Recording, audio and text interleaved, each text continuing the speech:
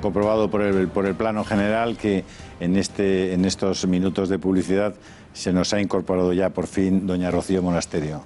Buenas noches. Muy buenas noches, Rocío, bienvenida. Muchas gracias. Decía el ministro, parece que además está estos días en las primeras planas de nuestros medios, el ministro Montoro, decía que todas las diferencias ideológicas entre los partidos se resumen en la dotación de unas partidas en lugar de otras. La verdad es que no se puede decir con más claridad y con más precisión. En la práctica, efectivamente, esas decisiones de gasto que decíamos hace un momento significan posiciones ideológicas. Y esas posiciones ideológicas significan al final la defensa y la promoción de un determinado modelo de persona y de un determinado modelo de sociedad. Y en esa estamos. Me gustaría, como Rocío se acaba de incorporar, que viéramos un pequeño resumen de esto que decía Errejón. Rocío, adelante. Por ejemplo, para los compañeros que gobiernan en Barcelona o que gobiernan en Zaragoza o que gobiernan en Madrid, ¿cuál sería una tarea? Asumir, cuando perdamos las elecciones, dejar sembrado instituciones populares que resistan y, por cierto, y donde refugiarse cuando gobierne el adversario. Hace falta que para cuando se acaben los ayuntamientos del cambio o cuando los ayuntamientos del cambio pierdan elecciones haya asociaciones de vecinos saludables y enraizadas y con poder en cada distrito. Hace falta que haya clubes de montaña y agrupaciones juveniles. Hace falta que haya más espacios culturales y de autoorganización. Hace falta que estén enraizadas las casetas populares en todas las fiestas. Hace falta que haya asociaciones deportivas coordinadas entre sí. Hace falta una estructura económica autónoma que vaya a permitir, pues por ejemplo, acoger a una buena parte de los cuadros militantes que hoy se están dedicando a los trabajos institucionales. Preguntabas por Argentina. Uno de los dramas en Argentina es que al perder el gobierno nacional y popular las elecciones y ganar las elecciones el señor Macri, pues lo que ha pasado es que, compañeros, no hay estructura para sostener tanta militancia. Bueno, esto decía el señor Errejón, pero no vayan ustedes a pensar por un momento que Podemos ha venido a inventar este asunto. El señor Carmona, hace también escasos meses, explicaba también públicamente un poco este modelo, pero es que la izquierda en el Ayuntamiento de Barcelona, en el Ayuntamiento de Madrid, en todas las instituciones donde tienen presencia, siempre ha tenido muy presente que había que controlar una parte del presupuesto para poder movilizar a sus militantes. ¿No creen ustedes que los militantes de la izquierda son especialmente más generosos que los que puedan ser del centro o de la derecha?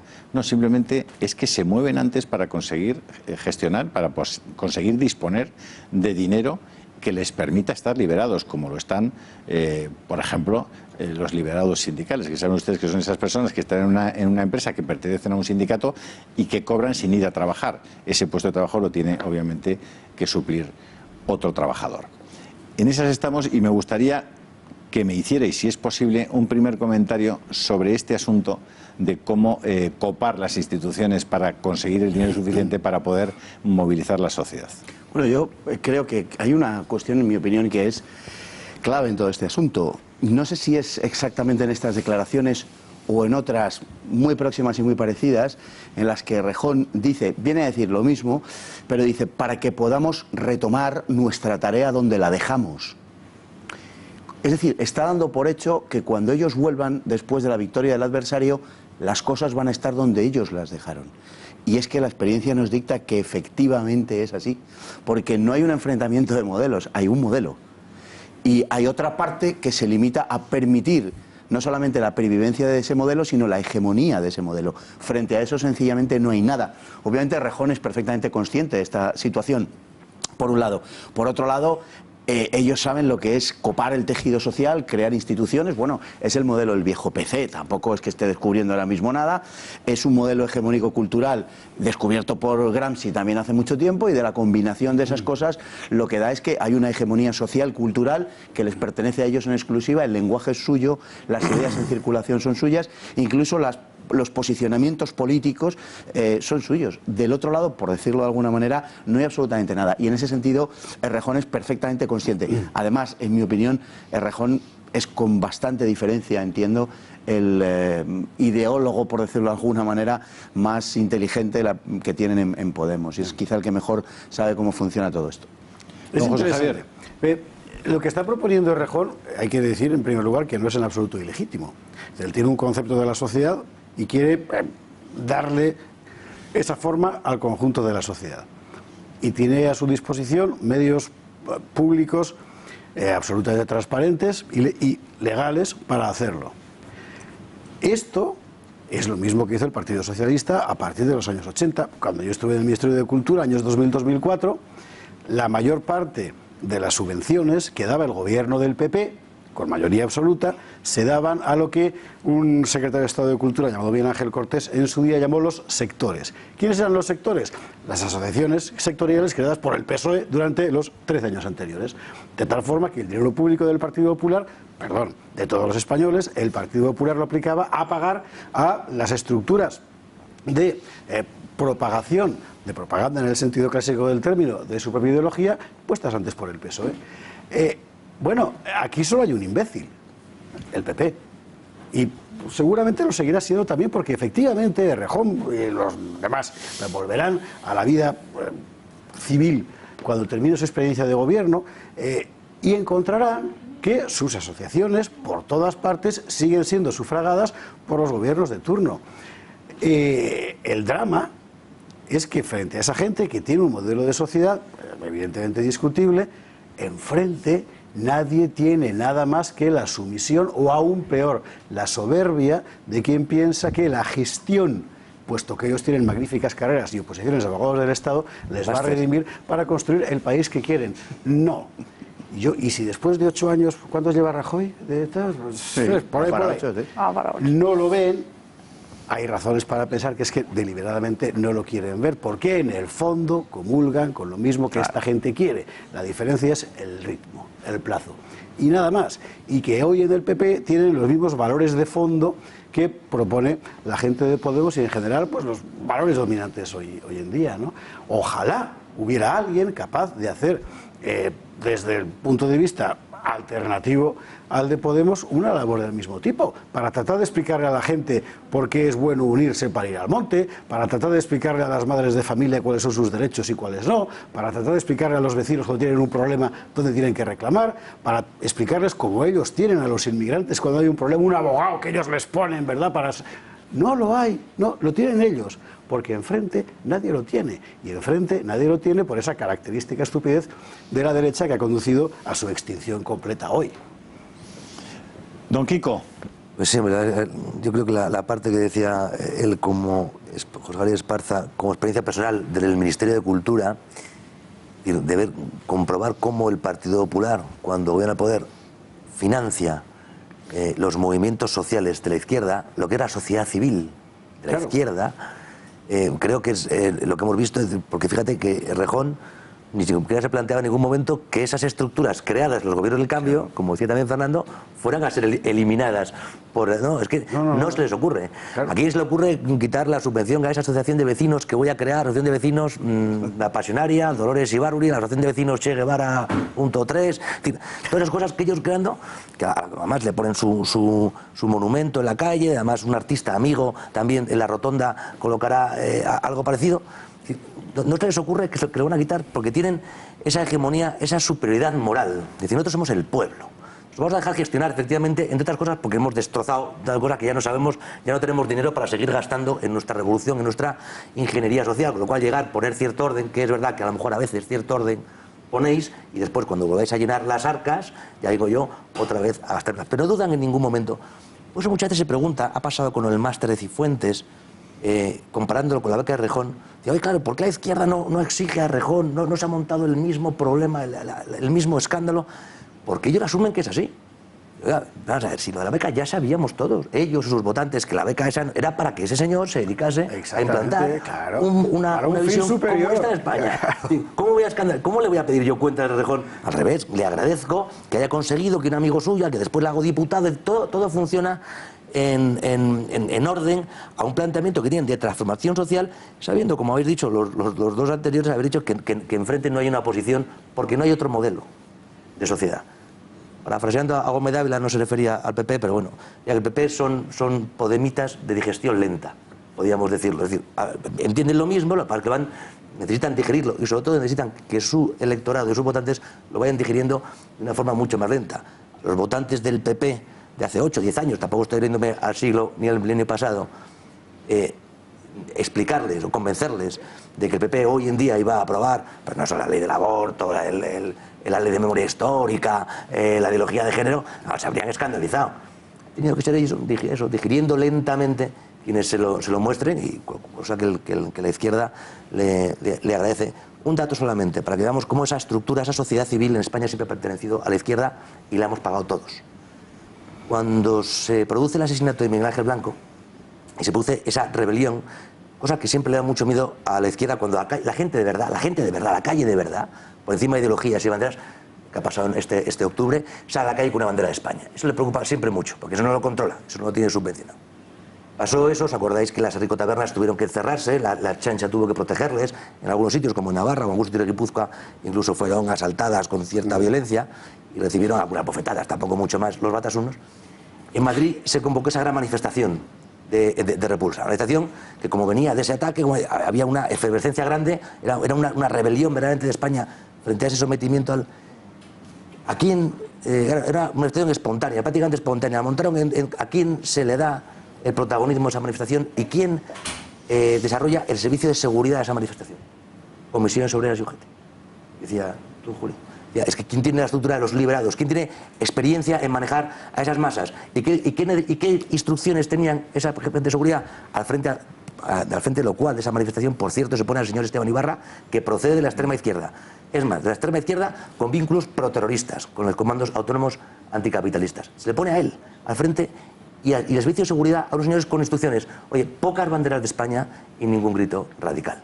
Es decir, el sistema, la sociedad civil de la izquierda controla, encauza como un rebaño las rebeliones cívicas, algo que estamos muy bien viendo, algo parecido con lo que sucede en Cataluña. Le acepto, don Kiko, la explicación de por qué el máster de Cifuentes, digamos, supone prácticamente una conmoción a nivel nacional en todos los medios. El viernes pasado, algunas cadenas de televisión muy reconocidas por su capacidad de manipulación de la opinión pública seguían con el máster de Cifuentes y efectivamente el de Errejón pues prácticamente no existía. Le aceptaría como argumento eso, pero necesito complementárselo, porque vamos a ver, Cifuentes ha gestionado seguramente muy mal lo de su máster. Probablemente lo peor de la gestión de Cifuentes ha sido salir a decir una mentira en el primer minuto, y es que el día 2 de julio había acudido a un sitio a defender un trabajo de fin de curso o de fin de máster que no existió. Por tanto, eso ya la desautoriza, desde mi punto de vista.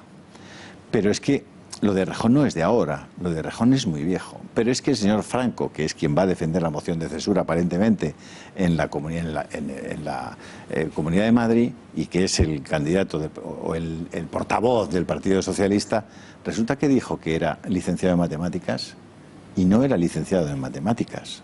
Y no ha tenido ninguna penalización.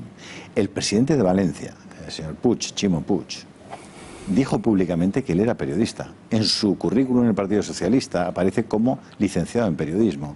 Nunca se licenció en periodismo. Y es el presidente de la Comunidad Valenciana. Y no ha tenido la más mínima repercusión. ¿Por qué ocurre eso? Desde mi punto de vista eso ocurre porque quien crea el monstruo son varios canales de televisión que son los que luego alimentan las redes sociales. A mí cuando me dicen, no, ojo, las redes sociales que son... Las redes sociales llevan un 70, un 80% de sus contenidos proceden de la televisión. Proceden de la televisión. Por lo tanto, es la televisión la que está tirando, la que está alimentando esas redes sociales. Es verdad que hay debates al margen de lo que plantea la televisión. Es verdad, Kiko. Pero vamos a ver. Mire usted por qué sale lo de Cifuentes, cómo sale y cómo se alimenta. Es decir, ponga usted La Sexta durante 12 horas, claro. O ponga usted TV3, o ponga usted la 4 o la 5. Es decir, me parece que si estamos en una democracia que es un régimen de opinión pública y por tanto la conformación de la opinión pública la dejas en manos de quien va a tener un determinado objetivo, que es la conquista del poder y el uso del poder en esos términos, estás perdido, salvo que entiendas que tienes que presentar algo enfrente, como modelo y como instrumentos. No sé. O salvo que pienses que en el fondo está bien que sea así. Claro. Que sospecho que es lo que ocurre. Claro. O algo que resulta muy simple, José Javier. Claro. La izquierda tiene probablemente como motor de su propia acción la envidia. Y la derecha el egoísmo. Sí, pero eso la envidia es motor, el egoísmo se cierra sobre sí mismo. Ese es otro debate. Vamos a ver. La estrategia de ocupación del poder social por la vía de crear círculos de opinión cada vez más arraigados y además con capacidad de extenderse es muy vieja, y en España también. Después de la Tercera Guerra Carlista, el carlismo de repente empieza a crear círculos carlistas por todas partes. Resultado, en la práctica ganan en el Parlamento las 3 guerras que habían perdido antes, porque el carlismo empieza a existir por todas partes y te encuentras en Sevilla 20.000. En Sevilla. Bueno. Eso es la ocupación del poder social y es perfectamente legítimo precisamente en un régimen de opinión pública. Lo que es asombroso es que hemos llegado a un punto en el que solo hay uno haciendo ese trabajo. Entonces, solo hay una opinión pública posible. Y todo lo demás, pues no es tal, ¿no? Es fascismo. Y todo lo demás es fascismo. Doña Rocío. Pero es que yo creo que realmente lo que pasa es que no estamos en una verdadera democracia, estamos en una partitocracia. Es el control de los partidos de todos los ámbitos. El Estado invade todo. Y la izquierda es experta en parasitar las instituciones.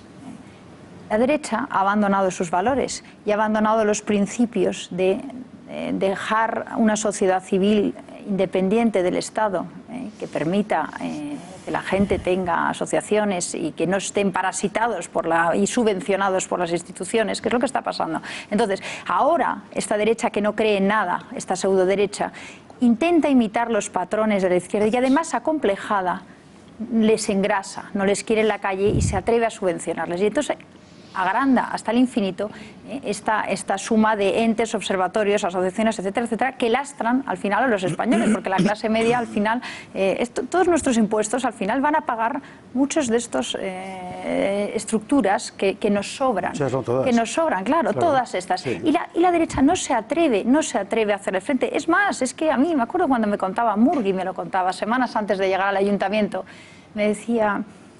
claro, Rocío, yo empecé en Arganzuela con las asociaciones de vecinos, AFRAM, con una estructura de grupos, con lo que montamos los círculos, por cierto, con la ayuda de Cáritas, y quienes nos financiaron fueron Botella y Gallardón. Nos dieron 9 y pico millones de euros.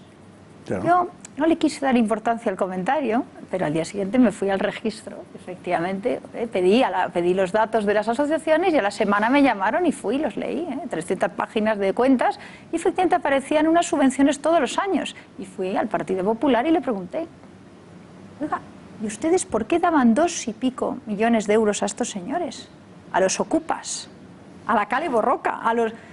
Y me contestaron 3 personas distintas lo mismo. Me dijeron, no les queríamos en la calle gritando, había que engrasarles. Este es el resumen de cómo llegan los círculos de Podemos a estar en el ayuntamiento, por el complejo de algunos, que no se dan cuenta que es que todos estos que defienden y que están parasitando al final los recursos de todos los españoles, hay que hacer un corte claro de todo eso y dejar de subvencionar todo ello y permitir que una sociedad civil independiente se fortalezca. Y hasta que no consigamos eso, los españoles no van a poder... Disculpar porque tenemos que dar paso de nuevo a la publicidad, pero todas estas personas ya están subidas en el carro y bueno, vamos a ver cómo hacemos que se vayan bajando, porque si no, el carro se nos para. Hasta ahora mismo.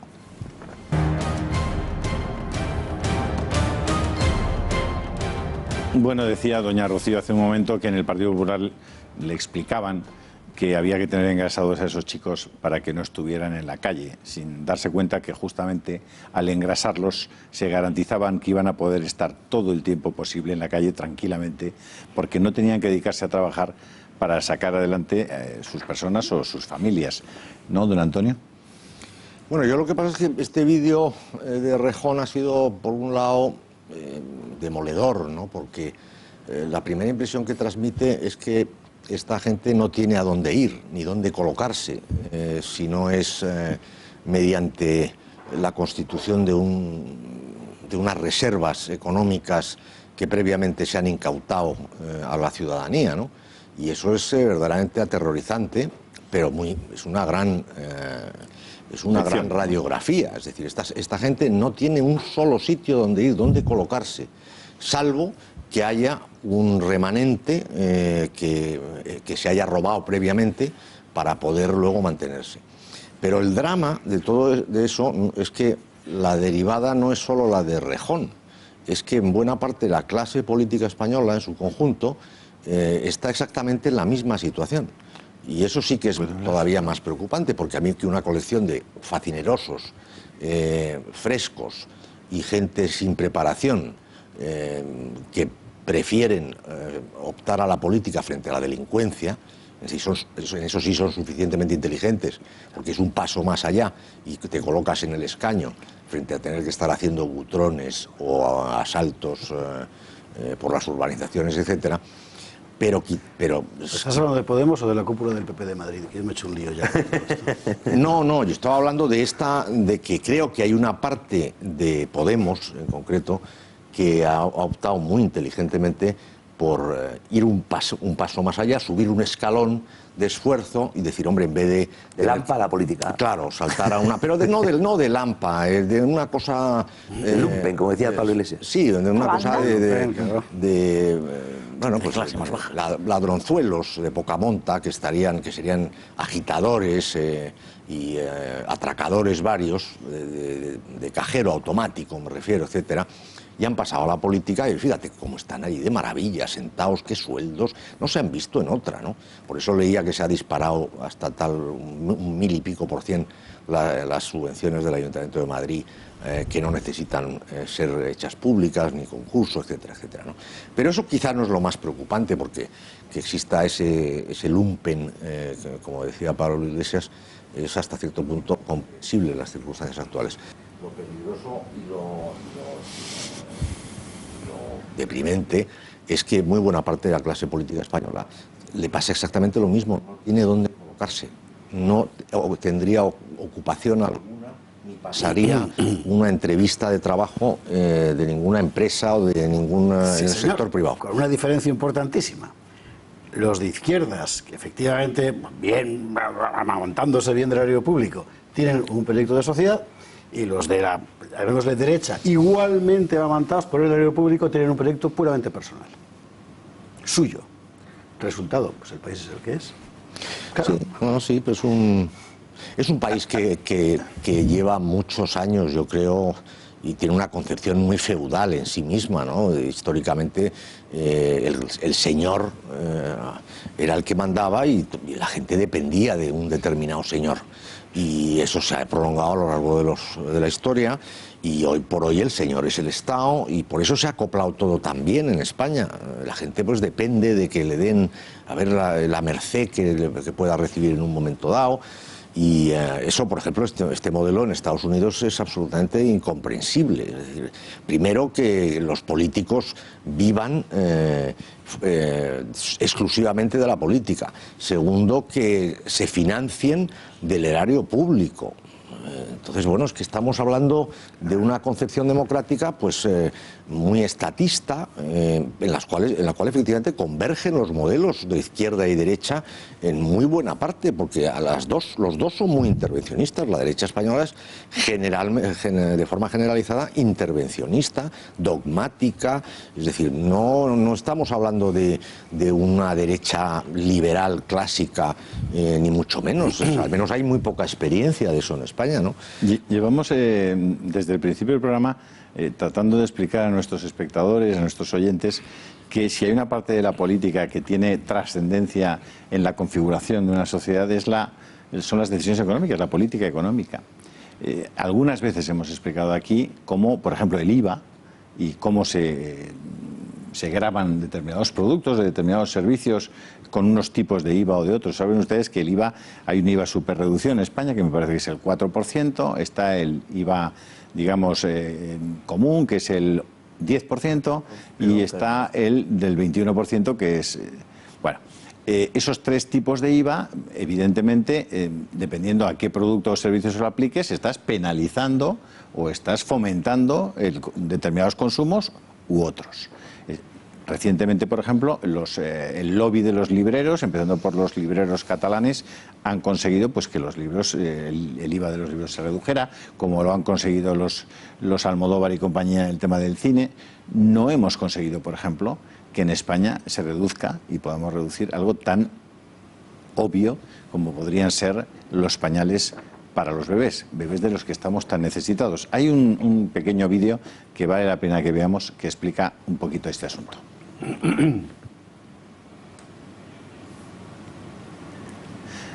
Verán ustedes cuáles son en estos gráficos, cuál es el coste de los pañales en España.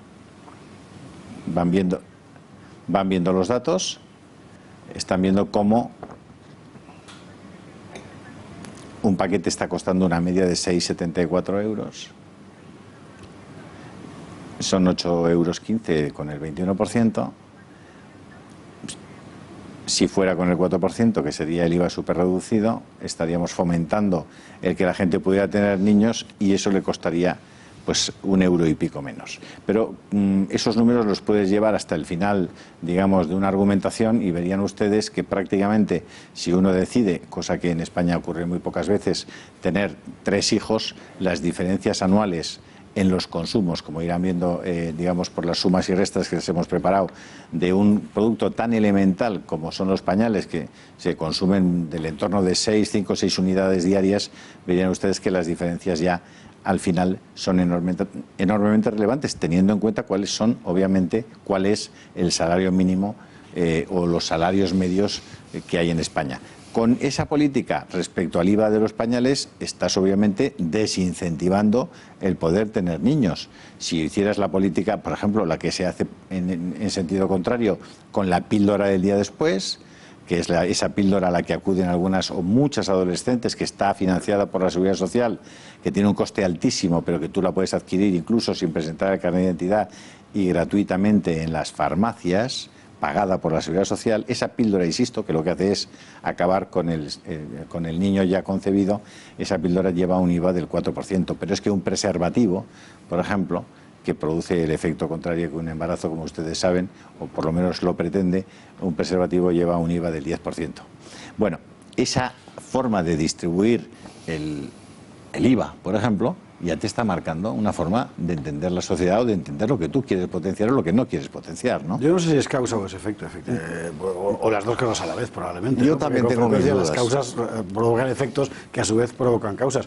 En todo caso es muy elocuente de dónde el poder, el sistema, el Estado y también el mercado, por cierto, porque aquí los dos son completamente inextricables, han puesto el acento y qué tipo de sociedad quieren construir.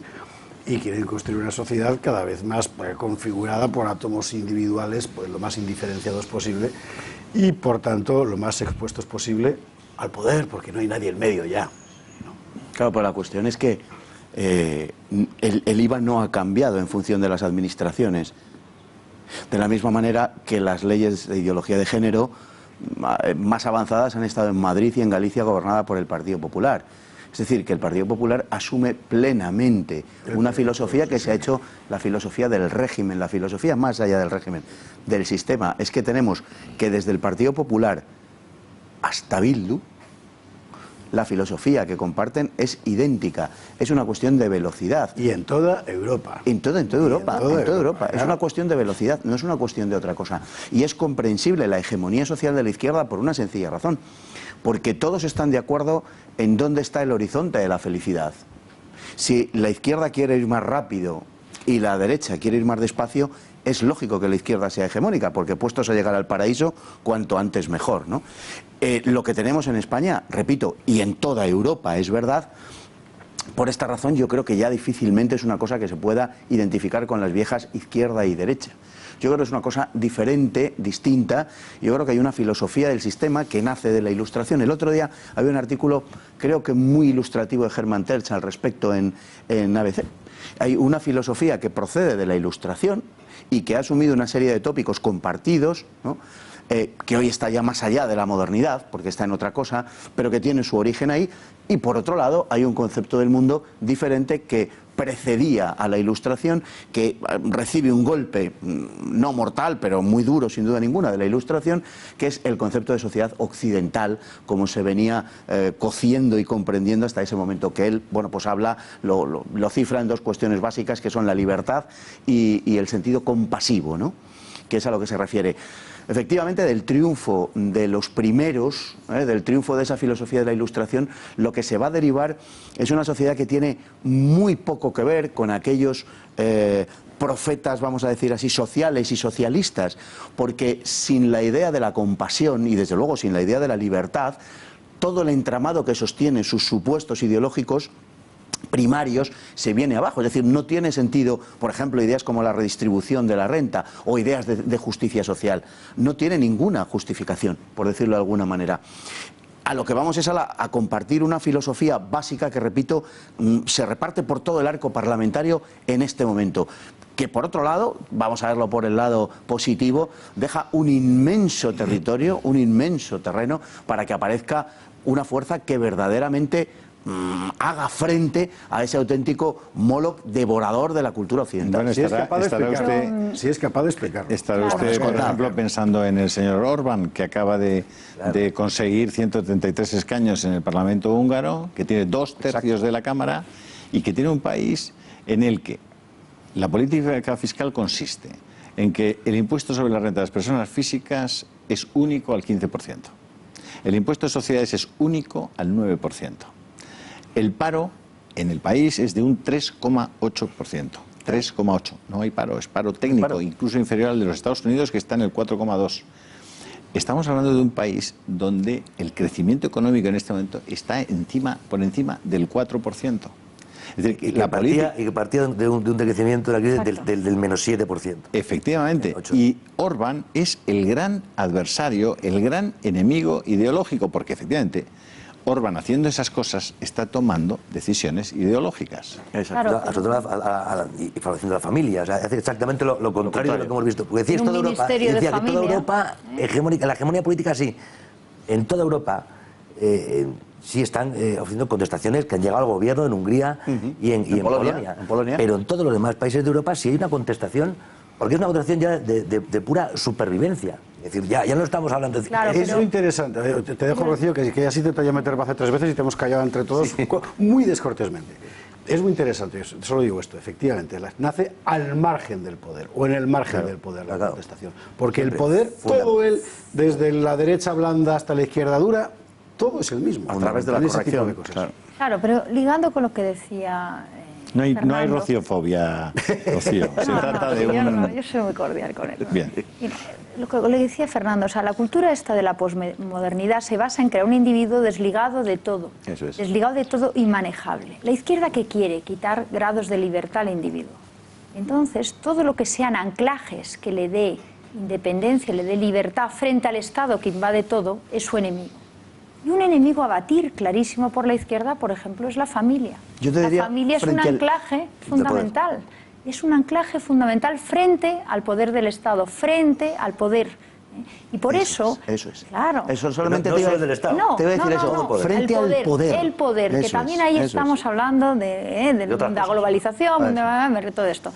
Entonces, tenemos que entender que todas estas leyes, como la ley de ideología de género, todo este ataque de familia, todas estas políticas y estos presupuestos que dan la espalda a la familia, están basados en las ideas de la izquierda, y lo peor es que lo compran los que suponemos que son de la derecha. El otro día leí el presupuesto, detalle, y me estudié las partidas dedicadas a apoyo de la familia.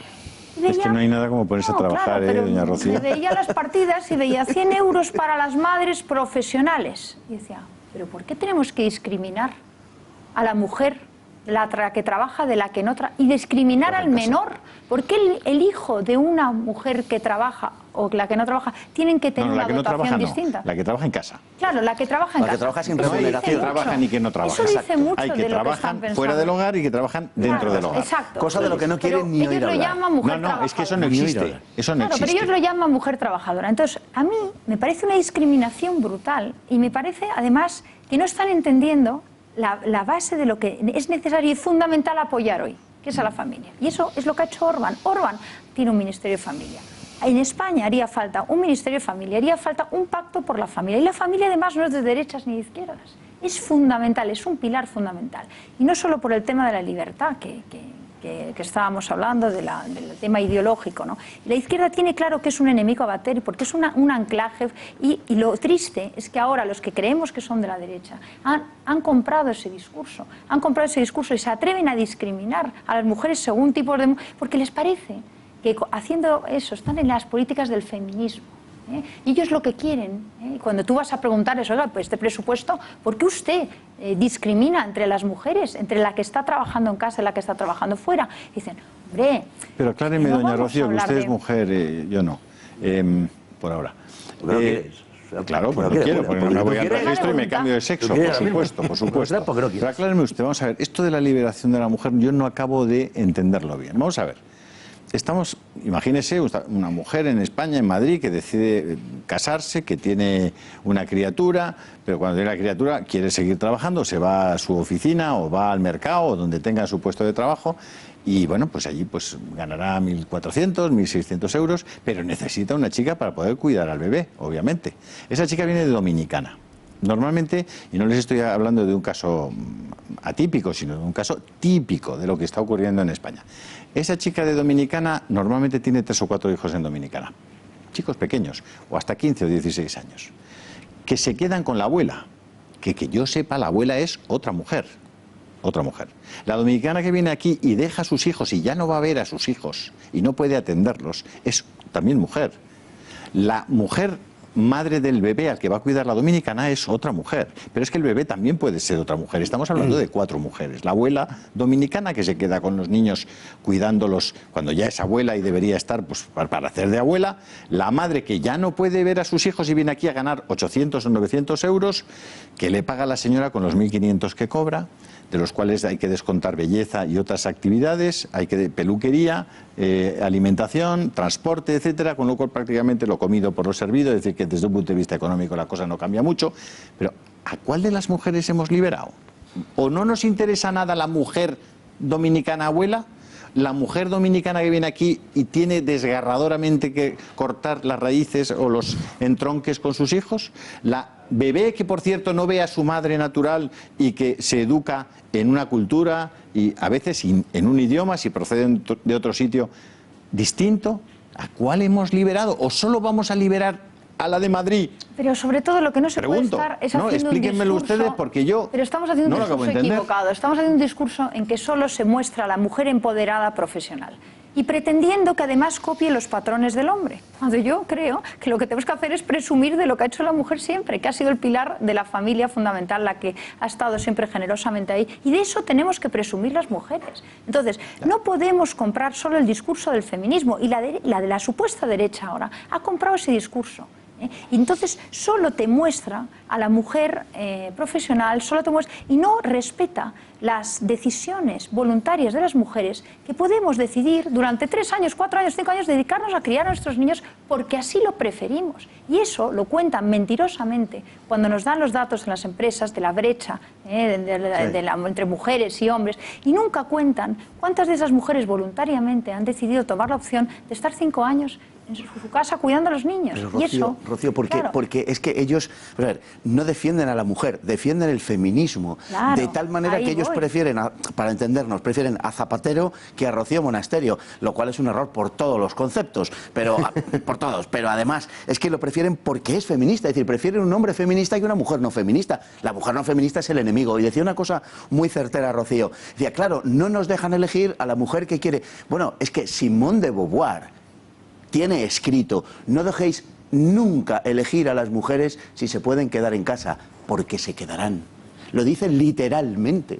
Es que no quieren ni a la mujer ni la libertad de la mujer. El feminismo es un vehículo para la transformación de la sociedad en el sentido de la ruptura del patriarcado, la familia. La mujer de Jean-Paul Sartre estaba muy maleada, la pobre. Pero el feminismo lo que es enemigo de la libertad. Es enemigo de la libertad y quiere encapsularnos a todas las mujeres con un colectivo y critican que estuviéramos, según ellos, dominados por el patriarcado y ahora quieren que seamos dominados por el Estado.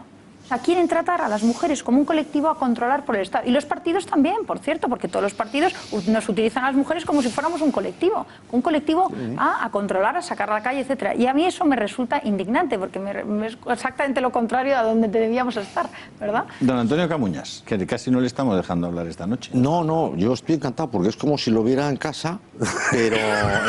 Sí. Pero sí, aquí hace más calor. En directo, y digo que y además puedo intervenir de vez en cuando. Por ejemplo, me he quedado muy preocupado con lo de los pañales. ¿Sí? Entre otras cosas, porque claro, dentro de poco en esta sociedad envejecida tendrán que bajar, porque fíjese, los pañales para ancianos... Un dato positivo, los paga la seguridad sociedad relativamente pronto. Los paga la seguridad social. Eso cubre la seguridad social. De eso quería hablar precisamente, porque en esas decisiones de en qué se emplea el dinero público, por ejemplo, decidir que tú vas a financiar la píldora del día después a las adolescentes que han estado pasándoselo muy bien el fin de semana y el lunes les pagas la píldora del día después, en vez de dedicar ese dinero a pagar, por ejemplo, las dentaduras de los ancianos, mucha gente mayor, tú te referías a la gente mayor, efectivamente... No, dentaduras de gente incluso como yo. Bueno, ya, pero quiere decir que la seguridad social eso no te lo cubre, te deja sin dientes. Hemos salido a la calle, por cierto, a preguntar a los madrileños en este caso, pero podríamos haberlo hecho en cualquier parte de España, ¿cómo ven esto cómo sienten que el Estado está protegiendo y ayudando a nuestras personas mayores, entre otros nosotros, por ejemplo, usted y yo, don Antonio? No, ninguna. Dentro de lo que cabe me defiendo, pero reconozco que hay gente que lo está pasando mal. No, nada. Nada más que la pensión, y muy poca. No. ¿De qué nos parece mal? Es que han metido a todo el colectivo de pensionistas en el mismo bloque. Entonces, claro, efectivamente, el que tiene la pensión mínima se puede quejar. Es que ya el que tiene la pensión mediana o mayor, ¿por qué se puede quejar? No. ¿Y está de acuerdo con su pensión? Sí, es la que dan. Si pudieran subir más, pues mejor. Pero instrumentalizarlo por UGT y por comisiones obreras no me parece bien. Bueno, podrán ver, y hay muchos más testimonios, en general nuestras personas mayores no están muy satisfechas de cómo el Estado está protegiéndoles en esa etapa de la vida en la que uno ya difícilmente puede ayudarse a sí mismo, porque las fuerzas... Sí, pero para eso estaba la familia antes, ¿eh? Sí, pero la familia ya no está. Claro, entonces sigue estando, ¿eh? En España, la estructura familiar es la más fuerte del mundo. Y de hecho, en la crisis, en esta década de crisis, España ha aguantado. Bueno, pero todas estas personas, si me permiten... La epidemia es la soledad. Claro, o en Suecia. Y en Gran Bretaña también. Pero aquí vendrá siendo. Todas estas personas deben estar, en nuestro ejemplo didáctico del carro, deben estar arriba. Tienen que estar arriba. Claro. Las adolescentes que han tomado la decisión de pasárselo bien en una juerga no pueden subirse arriba del carro. Tienen que seguir tirando del carro porque están para tirar del carro. O los adolescentes. Entonces, tampoco tiene mucho sentido que vayamos ingresando a más personas encima del carro, que lo que están haciendo es restar recursos para poder proteger adecuadamente a los que lo merecen. Hemos hecho una llamada, fíjense, en un asunto que no es para nosotros, saben ustedes que no es menor, no solamente no es menor, es un asunto vital en nuestra sociedad. Saben ustedes que el Tribunal Constitucional tiene un recurso que presentó el Partido Popular hace casi 8 años a la famosa ley AIDO, la ley del aborto del gobierno de Zapatero. El Tribunal Constitucional no ha tenido a bien todavía pronunciarse sobre el asunto, a pesar de que era un asunto, como estamos insistiendo, no menor, sino vital, especialmente para las vidas de todos aquellos que no han podido nacer, que no han nacido en estos años, y que estamos hablando de casi 100.000 personas al año las que no pueden nacer porque sus madres toman la decisión de acabar con esas vidas en su propio vientre, ¿no? Bueno, siendo así las cosas, hemos querido llamar a un centro, no les voy a llamar clínica porque no quiero, a un centro especializado en el tema de la realización de abortos. Ellos le llaman interrupción voluntaria del embarazo. Como no se puede proseguir con el embarazo una vez interrumpido, pues no vamos a hablar de interrupción, sino de aborto. Y esta ha sido la llamada, escuchen, porque una de las cosas importantes que lo primero que le dicen a la chica es, oiga, que esto lo paga la Seguridad Social. Clínica Dator, buenos días. Hola, buenos días. Mira, no sé cómo empezar. Mira, es que me han pasado vuestro teléfono y me han dicho que, bueno, es que estoy Me acabo de enterar, hace una semana me enteré que estaba embarazada y me han pasado vuestro teléfono porque me han dicho que vosotros me podíais ayudar. ¿Estás embarazada? Sí. ¿Y cuándo ha sido la última regla? Hace 5 semanas. ¿Pero te acuerdas el día que empezaste? Creo que fue... Espera un momento que lo tengo aquí en el móvil. Fue el 5 de marzo fue. Y me he hecho la prueba y Vale. estoy embarazada. 5 de marzo. ¿Y vives aquí en Madrid? Sí. ¿Y eres mayor de edad? Sí. Vale, pues te explico. Ahora mismo interrumpir un embarazo entre 6 y 14 semanas puede ser una decisión de la mujer, que primero hay que venir a la clínica a recoger una información. Vale. Y desde que se recoge esa información luego hay que esperar 3 días. Vale. Está la opción privada, la opción que se puede tramitar el coste a través de la Seguridad Social. Si tienes tarjeta sanitaria en vigor, es un trámite que gestionamos nosotros. Vale. O está la opción privada, ¿vale? Entonces, en tu caso, me imagino que lo quieres tramitar por la Seguridad Social. Sí, pero ¿cómo sería eso? Es que yo pensaba que no se podía por la Seguridad Social. Si tú tienes tarjeta sanitaria en vigor, es una prestación más de la Seguridad Social. Vale. Entonces, primero hay que venir aquí, que te demos la información previa para que entres por una decisión de la mujer y nosotros vamos pidiendo las citas con la Administración Pública. Vale. ¿Vale? Entonces, ¿cuándo podrías venir? Pero eso sería, pero aún así se haría allí, ¿verdad? Luego la intervención es aquí, sí. Vale. ¿Y hasta cuándo tiempo podría hacerlo por la Seguridad Social?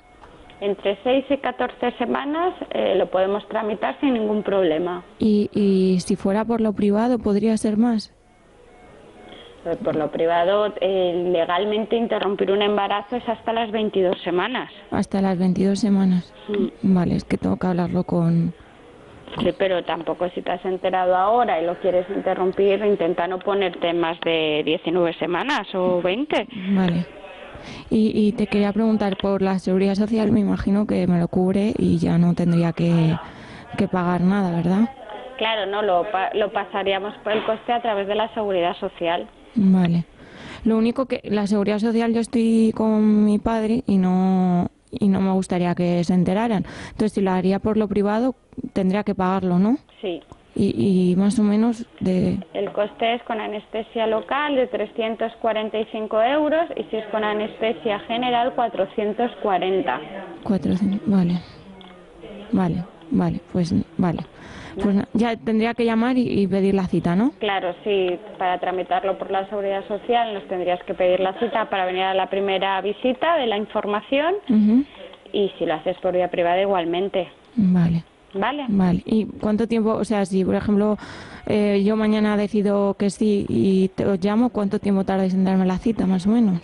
Pues de un día para otro, no te preocupes. Vale, genial. ¿Vale? Pues muchas gracias. Nada, tía, hasta luego. Bueno, no se les habrá escapado a ustedes que hay ingredientes de esta conversación telefónica que son verdaderamente tremendos, ¿no? Dramáticos, ¿no? He hecho de interrumpir varias veces. Tú decías que interrumpir no te gustaba llamarlo porque no se podía continuar. Pero es que yo creo que cuando hablan de interrupción voluntaria del embarazo no se refieren al significado de ahora, sino al etimológico, que es romper, destrozar, cortar en pedazos dentro de. Y entonces ahí sí que encaja más en la realidad del aborto. Pero habláis antes de Simone de Beauvoir, que es una de las grandes también promotoras, apóstoles de la liberación de la mujer por medio de la destrucción de la maternidad. Y bueno, Gabriel Poncela decía que a Sartre lo que le pasaba es que se daba unos atracones de cocaína tan grandes que se quedaba hecho un trapo existencial. Y sobre todo teniendo en cuenta que a su esposa le gustaba el Pernod y las mujeres más que un legionario. Es decir, que lo ponía no como un modelo del matrimonio quizá que ha dado lugar a la civilización occidental de la que antes hablaba Fernando, sino a otro quizá que a lo mejor por algunos podrían llamar excesos, perversiones o degeneraciones varias habían alumbrado otro tipo de persona, porque también estamos hablando de un tipo de persona. Más allá del dinero, de quién se sube o quién no se sube al carro, una sociedad que pone tantos recursos, tanta propaganda, tanto empeño en que las madres se desnaturalicen hasta el punto de matar a sus hijos en su propio vientre, y que se convierta aquello pues prácticamente en un método anticonceptivo, ni siquiera en ese caso en el principio, en los años 70, en ese caso excepcional, en ese caso que movía a lástima, pues era una mujer que violada, que encima el niño venía mal y encima se ponía... No, ahora ves los datos de abortos en España y hay mujeres un porcentaje alto de abortos en España, hay mujeres que han ido ya por segunda, tercera, cuarta y quinta vez. Ahora una sociedad que está así ya no es un problema más de carro o de no carro, de tirar o tener o no una supervivencia económica, sino de plantearse alguna. A mí me ha llegado algunos en redes sociales, algunos tuits de personas pro aborto, pro elección, como le llaman ellos, verdaderamente aterradores, ¿no? De una chica joven sacándose una foto a ella misma diciendo ya adiós bebé, ¿no? Porque acaba de abortar en plan... Están ustedes viendo en imagen lo que es un ser humano en la semana 22 de gestación en el vientre de su madre. Es exactamente así como ustedes lo están viendo, y eso es lo que está permitido por nuestras leyes y lo que está amparado, que una mujer pueda destruir dentro de su vientre. No les voy a describir la técnica con la que se produce la muerte de ese ser humano, cómo se hace. En el centro abortivo con el que hemos hablado, lo explican estupendamente cómo se hace para que ese niño que está vivo y está pues muy cerquita de ser exclaustrado y por tanto comenzar su vida fuera del útero materno, cómo se puede hacer para que muera, ¿no? Pero eso está permitido por las leyes, está tutelado. Mucha gente piensa que es un tema del que es mejor no hablar, mejor no ver la foto de esos niños. No me lo enseñe usted, qué desagradable, si es que son las 11 de la noche. Esto es un horror. Hay una pues banalización ustedes, de esto. Matar a esa persona. Pero es que hay una banalización pudre profundamente la sociedad, la pudre profundamente hasta el punto de que la desactiva para poder movilizarse en otros muchísimos temas. Pero mira la conversación. Estaban vendiendo zapatos. Es decir, hay una banalización arendtiana, ¿no? Lo que ella describe en Eichmann en Jerusalén y tal. Hay una banalización absoluta. Es decir, podrían estar hablando de cualquier cosa, pero de cualquier cosa, con una absoluta distancia del objeto, ¿no? y hablando en términos, sobre todo por parte de la encargada del asunto, en unos términos puramente burocráticos. Está ejecutando una decisión puramente burocrática, completamente al margen de los efectos que eso tiene. Ni siquiera pseudomédicos. No, nada que ver con los médicos. Y decía Kiko hace un momento, además, hablaba él de que efectivamente se convierte, en función de esa banalización, evidentemente, claro, un paso en esa banalización es que se convierte en un método contraceptivo. Realmente. Y es que hay sentencias de los tribunales norteamericanos donde se niegan en determinados estados a eliminar el aborto como un derecho, etcétera, precisamente aludiendo a eso, y son sentencias de los años 90, no ya del siglo XXI, donde se dice que, señores, asumámoslo, hay una parte significativa de la juventud para la cual esto es un método de contracepción, y hay mujeres que acuden 2 y 3 y 4 veces. Mira, Fernando, un ejemplo. Ayer estábamos justo dando 25 canastillas en Fundación Madrina a 25 madres. Y conocemos la historia de las 25 madres. Son historias dramáticas. Alguna, incluso la Comunidad de Madrid le había quitado ya 2, 3 niños porque tenían condiciones muy difíciles de vida, no sé qué. Otras habían sido abandonadas por su pareja. Otras eran mujeres, alguna víctima de malos tratos. Todas llegaron a la puerta de Madrina. Y habían ido a otras clínicas. Y cuando escucharon la palabra, ¿en qué te puedo ayudar?, se les abrió, de repente dijeron, es la primera vez que alguien me dice en qué te puedo ayudar. Y se les busca un piso, se les da pañales, se les da comida, se les enseña un trabajo. Se les cuida a los niños mientras se les enseña a coser, hay cursos de formación distintos que, por cierto, las empresas nos ayudan con eso. Y esas madres luego tienen historias felices. Y frente a la historia triste que hemos visto ahí, luego hay historias maravillosas. Y luego te encuentras esas madres por la calle con las niñas. Me acuerdo otro día, una niña, Micaela, 12 años, y te dicen, tú no te acuerdas de mí, yo sí me acuerdo de ti, y te dicen, esto es lo más maravilloso que me ha pasado en la vida. Y ahora tengo un trabajo, tengo una familia, tengo esta niña, hasta la historia más difícil, hasta la historia más complicada, las niñas que nos han derivado de 11 años, de centros de la Comunidad de Madrid, que estaban en centros de menores, en situaciones complicadísimas, rodeadas de gente, delincuentes, etcétera, que nos ha costado sacar, esos niños salen adelante. Y la Comunidad de Madrid ahora está derivando a fundaciones como Madrina 300 casos y 300 casos y 300 casos sin dar ni una sola subvención a estas instituciones, sin dar una sola subvención. Y esto lo toqué. Esas decisiones económicas, efectivamente, están volviendo a hacer política, están volviendo a hacer opinión pública, están volviendo a hacer decisiones económicas antropología e informativas, porque todo está...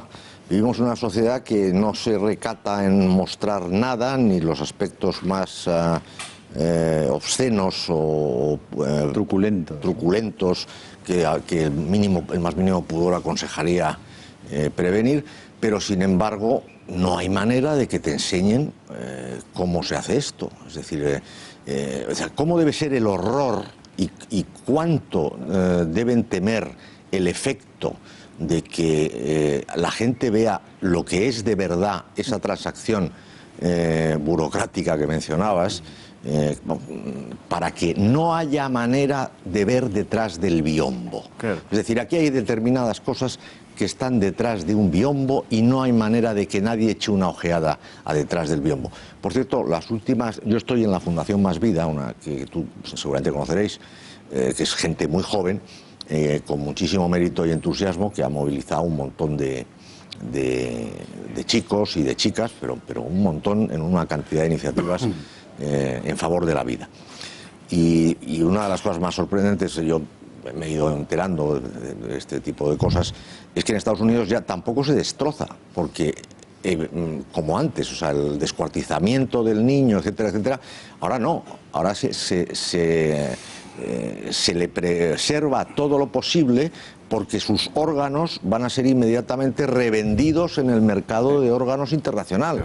Entonces es todavía un efecto más perverso, porque es la mercantilización de seres humanos previamente ejecutados, ¿no? Bueno, ahí ha habido el gran escándalo de la Planned Parenthood en Estados Unidos, a la que el gobierno norteamericano adjudicaba del presupuesto 500 millones de dólares al año, y que Donald Trump ha recortado a cero inmediatamente cuando ha subido al poder. Bueno, es una de las muchas razones por las que la izquierda odia a Donald Trump, pero adora al médico con el reloj de oro que está forrándose con el dinero de todos de la seguridad social a base de matar bebés y de destruir muchas veces las vidas de adolescentes. La izquierda, esa izquierda, como decía antes Fernando Paz, prefiere ir de la mano con ese médico podrido y vomitivo que hace esas cosas sin ser capaz ni siquiera de decirles a las chicas, oye, piénsate esto, que es una cosa muy seria, que es un drama muy serio, ¿no? Esa izquierda, me parece que es importante subrayarlo,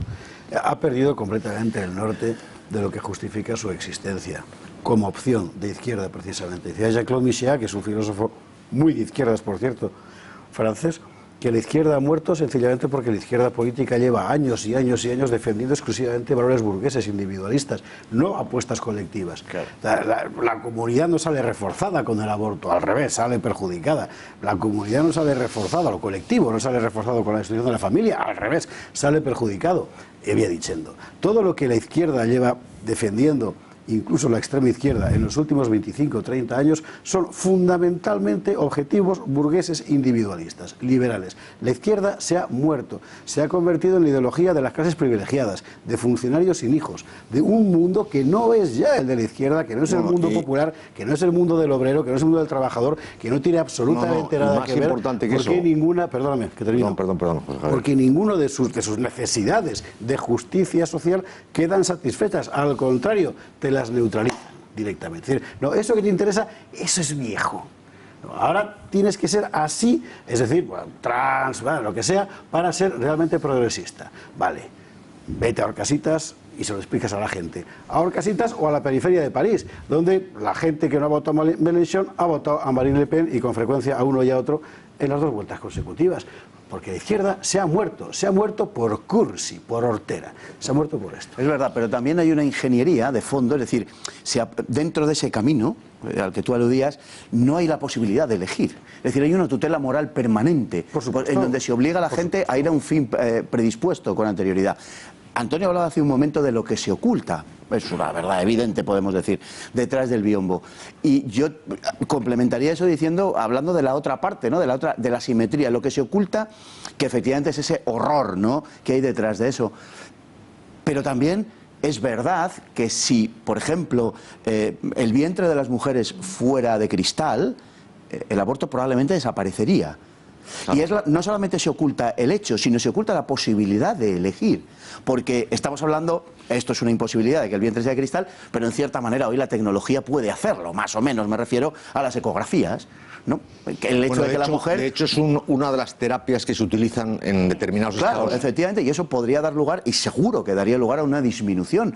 Yo creo que radical del número de abortos. Se ha empleado en algunos sitios, caso de Texas en Estados Unidos, por ejemplo, se ha empleado en Polonia con unos resultados magníficos. Aquí creo recordar que alguien lo planteó en el Partido Popular, creo recordar, en Baleares, se lo echaron atrás a Bauza y tal, y no se volvió a hablar del asunto. Es decir, está predeterminado el fin al que queremos llegar. Yo creo que esa izquierda de la que habla José Javier, certeramente, que por supuesto ha abandonado todo proyecto colectivo, todo proyecto de justicia social, por descontado, y ha asumido esos valores burgueses, esa izquierda encarna la pulsión civilizatoria hacia la muerte. Es decir, es lo que está encarnando. Bueno, y sobre todo, es que además, y conceptualmente hablando, la izquierda muere precisamente, muere además de forma definitiva y sin capacidad de recuperarse, precisamente con el tema del aborto, porque es en la defensa de los más débiles donde la izquierda ha hecho de la que la izquierda ha hecho su bandera.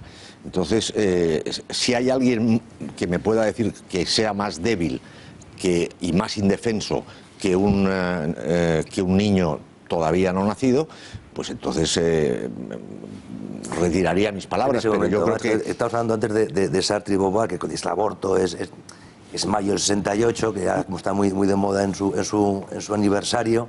Michel Houellebecq contaba en ese magnífico Las partículas elementales, en el que verdaderamente disecciona mayo del 68 como nadie lo había hecho hasta entonces.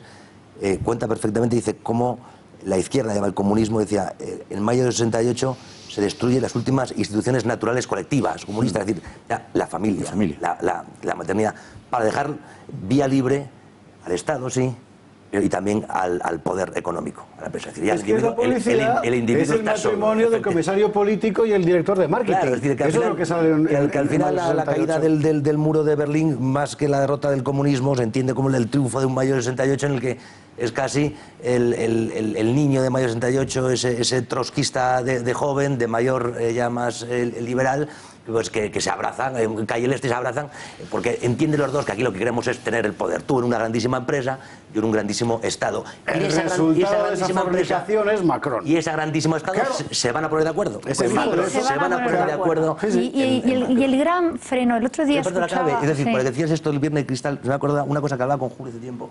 Cuando lleguéis al Parlamento en Vox, que vais a llegar dentro de poco, yo te propongo una cosa que hagamos, porque claro, con 1, 2, 3 o 5 diputados, que espero que consigáis más, será difícil cambiar el aborto, sobre todo porque hay una aceptación social, ¿no? Esa aceptación de la que hablaba también Julia Marías hace ya tanto tiempo, un gran drama.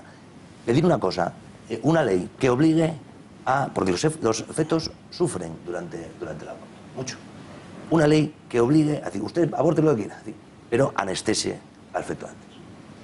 Que obligue a que el feto sea anestesiado. Se puede anestesiar al feto, bueno, por lo menos para que no sufra. Es que es sorprendente que... Pues sería bueno decir, para quitar el biombo y que se retrataran. Bueno, a ver si quieren que se anestesie. Con lo cual, o quiere que no se anestesie, que siga sufriendo. Esa era la tesis de Benedicto XVI. Nosotros hablaremos de los derechos del niño. De concienciar que igual que los animales, hoy en día hay una defensa para que no sufran y tal, pues el feto sufre con cualquier... Porque la anestesia, encima, no solamente que la anestesia, si me permite, ya que he mencionado a Antonio Benedicto XVI, el Papa Emérito, que lo puedan bautizar. Eso ya es a más, Eso ya, sí, claro. Pero bueno, la anestesia... Pero, ligando con lo que decías antes del Estado y las grandes empresas, el otro día escuchaba un personaje de una gran empresa, de Google, que hablaban de las nuevas líneas que iban abriendo con el tema de la crionización y todo esto. Y hablaba claramente y decía, ¿cuáles son nuestros frenos? ¿Quiénes son los que nos van a frenar esto? Y decían, los defensores de la familia, de la dignidad humana, los cristianos, los judíos, y decían, tenía la desfachatez de decir, tenemos que promocionar religiones como el budismo, que hablan de religiones que no tengan Una religión sin moral. En su ADN, una religión claro, sin moral. la defensa de la dignidad humana.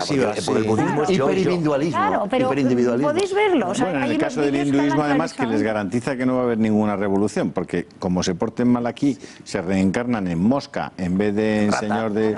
Y claro, y la cosa se pone muy fea, con lo cual ahí están todos con televisión, hasta los más pobres de la India, que me lo contaba recientemente un jesuita que estuvo aquí en el programa En Ellos Si Pudieron. Yo le decía, bueno, pero ¿qué situación? Dice, bueno, la situación es calamitosa en muchas partes de la India, de un país de 1.400 millones de habitantes, donde muchísima gente no tiene simplemente agua corriente en su casa. Pero todos tienen televisión. Claro. Todos tienen televisión. Vamos a cambiar. Ustedes recordarán que, bueno, estamos hablando del 70 aniversario de la creación, bueno, de la Declaración de Independencia del Estado de Israel, 14 de mayo de 1948. Todo provenía de la famosa declaración Balfour. Y bueno, a partir de ese momento se constituye el Estado de Israel y no les vamos a contar la historia del Estado de Israel porque lo que les traigo a colación es cómo el propio gobierno israelí, ante esta magna celebración, que además me consta que van a celebrar tanto en Tel Aviv como en Jerusalén por todo lo alto, pues van a estar, pues no sé, un porcentaje altísimo de los mandatarios de todo el mundo van a estar en Jerusalén, allí donde se produjo el famoso atentado en el King David Hotel, allí es del Irgun, allí es donde se van a reunir para hacer esta celebración. Bueno, el gobierno israelí ha hecho un brevísimo vídeo que quiero que vean, porque para que vean sobre todo cómo un gobierno diferente al nuestro, o al de Francia, o al de Italia, plantea a su propia gente y también a los que están fuera, pues cuál es su modelo, cuál es ese modelo de sociedad, que sería un modelo alternativo. Mírenlo, por favor. Adelante. Después de 70 años de independencia, me pregunté qué significa ser israelí. Empieza por abrir tu puerta a los demás. Mi hija es israelí. Su abuela nació en Israel. Su abuelo es de Polonia.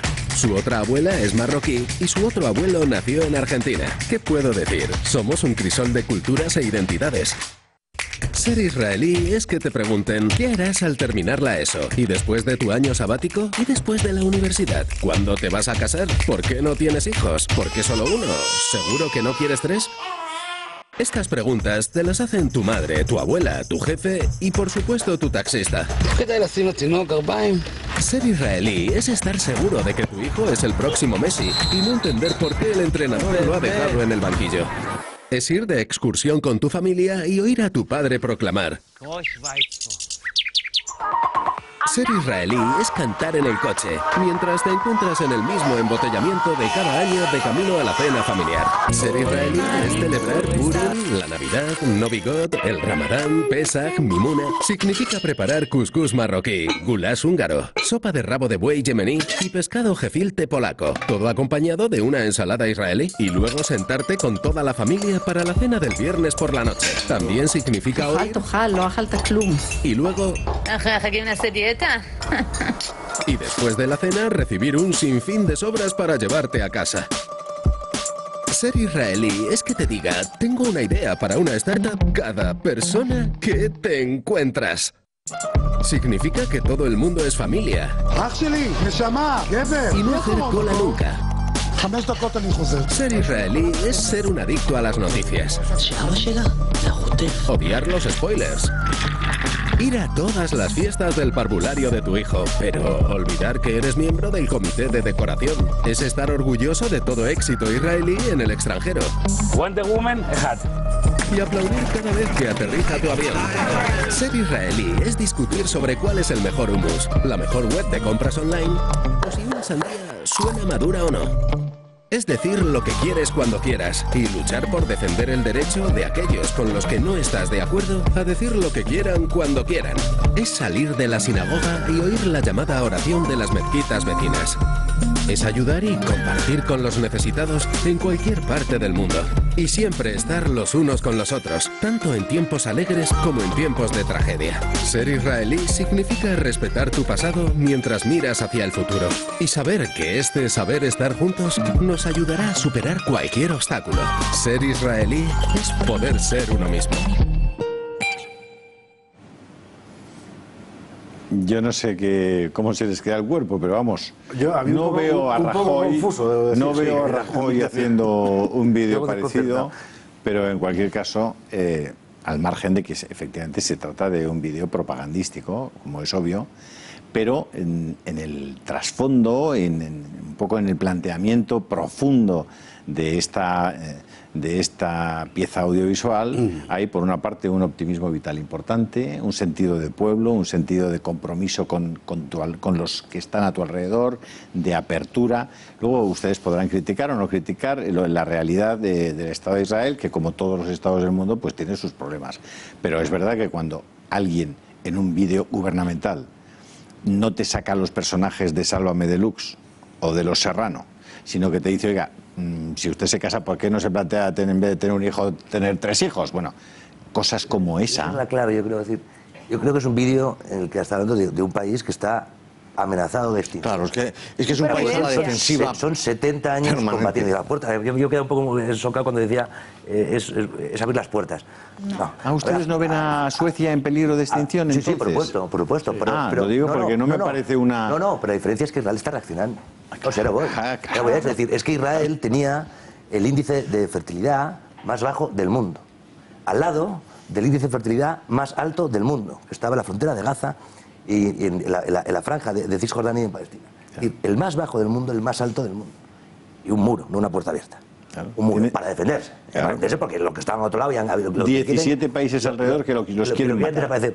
Claro, pero no les hacía falta el terrorismo ni nada. Es que Israel iba camino de la destrucción. Vamos camino porque no tenía hijos. De la publicidad y sigue. Vale. Un solo segundo, por favor, porque si no se nos rompe el timing. Hasta ahora mismo. Interrupción del programa, que como ven ustedes, cuando un programa se interrumpe sí se puede continuar. En esta interrupción del programa me decía don Antonio Camuñas que no estaba quizás quedando demasiado claro, aunque yo pensaba que el tema sobrevolaba toda la conversación. Si hay efectivamente diferencias sustantivas entre los planteamientos antropológicos y sociológicos de la izquierda y la derecha. Por supuesto, vamos a hablar de ese asunto, que a mí me parece, de todos modos, que de alguna manera don Fernando sí que respondió en un momento de sus intervenciones, pero volvemos al asunto. Pero Kiko, yo creo que tenías un interruptus también tú. Continúa usted. Yo, David, a eso me decir que es que el modelo que había elegido Israel no le garantizaba, es más, le garantizaba la destrucción. Porque yo creo que la única verdad histórica, que ya hay dos historiadores, incontestable e indiscutible, es que los pueblos que no tienen hijos desaparecen. Israel iba camino de la desaparición, sobre todo teniendo en cuenta como tus enemigos encima tienen muchos. Pero es efectivamente el no hablar Israel se plantea como una cosa de futuro, una cuestión de futuro, una familia de hijos, cuando es un modelo que es muy parecido al europeo, que no ha sido así. Lo que se ha cimentado, ese gasto social, ese cargo, que he dicho, no tengan ustedes hijos, sean ustedes individuos que van a ser muy libres, van a estar solos, absolutamente solos y a merced de las grandes empresas, grandes multinacionales y del Estado. Pero ustedes van a ser muy libres. Rectificación importante, Kiko, porque eso ha sido así hasta hace 5, 6, 7 años. Desde hace 5, 6, 7 años, en Francia o en Alemania o en Gran Bretaña incluso, las ayudas públicas de estímulo a la natalidad son muy notables. Es verdad que han beneficiado fundamentalmente a comunidades extranjeras, bueno, lo cual es un problema de otro carácter. Pero es muy importante decir que en este asunto concreto, esto que pasa en España, otros que estaban ahí lo han superado ya. Y nosotros insistimos en la aniquilación. Están reaccionando tarde. Están empezando a superar. Igual que Israel está reaccionando tarde. Aquí España, el problema es la ventaja de España, es que ha ido ciertamente algo retrasado en esa cultura de autodestrucción que ha llevado Europa y Occidente. Algo retrasado. Pues hemos cogido con una vehemencia. En algunas sí nos hemos apuntado con una boca de decir, pero hombre, hay, como hablamos antes, en el modelo social hay una estructura familiar, a pesar de todos los ataques, hay una estructura familiar mucho más contundente, mucho más fortalecida que en el resto de Europa. Hay todavía estructura, es decir, identidades religiosas, si queremos decir, existe todavía iglesia, existe todavía, cosa que en Suecia, bueno, encima de los países protestantes ya y te cuento, porque las iglesias se han puesto a trabajar precisamente en el otro modelo, en el modelo suicida, en el modelo de la autodestrucción. En España han colaborado alguna cosa, pero bueno, todavía no tanto. España tiene posibilidad, no hace falta llegar al mundo de Israel, España tiene la posibilidad de cambiar, de ver lo que les ha pasado a esos modelos que ha imitado, ver cómo esos modelos ya están rectificando tarde y mal, porque algunos van abocados su modelo social a una guerra civil inevitable, en caso de nuestros vecinos, porque es inevitable esas dos comunidades que van a chocar. Nosotros tenemos capacidad de cambiar, capacidad de reaccionar en ese sentido del vídeo, decir, oye, familias, identidad, puertas no muy abiertas, más bien cerradas y de luego mirando bien quién entra y quién no. Pero hay una capacidad de cambiar el modelo social, ese modelo social que comparte todo el espectro político, como decía Fernando Paz, hay que cambiar, que nos lleva a la destrucción como está llevando a la destrucción a gran parte de Europa. Claro, pero Kiko, mira, yo lo del tema de Israel, ¿no?, y el tema de la comunidad judía, tengo el gusto de estar en todas las fiestas de la comunidad judía en España y me encanta y analizo muy bien cuáles son las claves, intento observar cuáles son las claves de ellos para sobrevivir, ¿no?, porque hacen un ejercicio de supervivencia.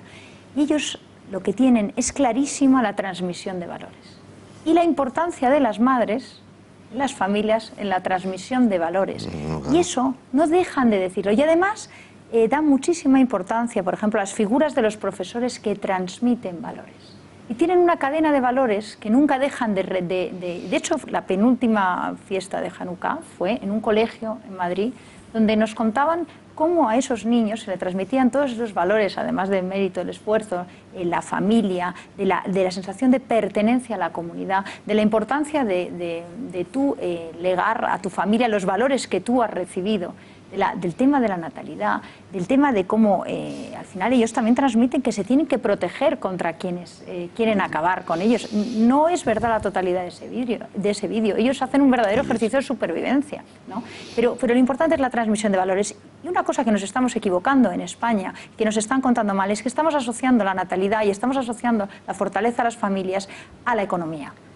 Y cuando vemos países como Suecia, Noruega, que con un PIB altísimo no tienen datos de natalidad más altos, y cuando vemos, por ejemplo, los datos de natalidad del último semestre en España, que suponiendo que las expectativas económicas son mejores, no han tenido un aumento de las familias de natalidad, que es el modelo, es el modelo y es la cultura antifamilia.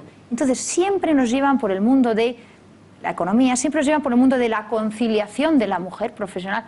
No nos equivoquemos, hay un tema cultural y tenemos a los políticos haciendo cultura antifamilia, con estas leyes de género, demonizando a la familia, mostrándonos modelos al final enseñándonos el individualismo como el único camino a seguir. Quitando la autoridad a los padres, quitando la autoridad a los padres, el egoísmo, etcétera. Las madres golpeadas por sus hijos que no pueden defenderse. El enfrentamiento de la mujer con la maternidad, todo eso es un error, pero eso es lo que están viendo nuestras niñas, lo que están viendo nuestros niños en la televisión todos los días. Don Antonio, ¿dónde están los políticos? Perdón. No, los medios de comunicación. Cosa que es muy importante subrayar, porque da la impresión en el discurso de Rocío que es que hay una cosa que es el Estado protervo de por sí. Yo digo empresas, medios de comunicación, etc. Es el poder, como decía antes Fernando, que el Estado y el mercado se han casado. Por ejemplo, Rocío ha sido Google, no ha sido el Estado.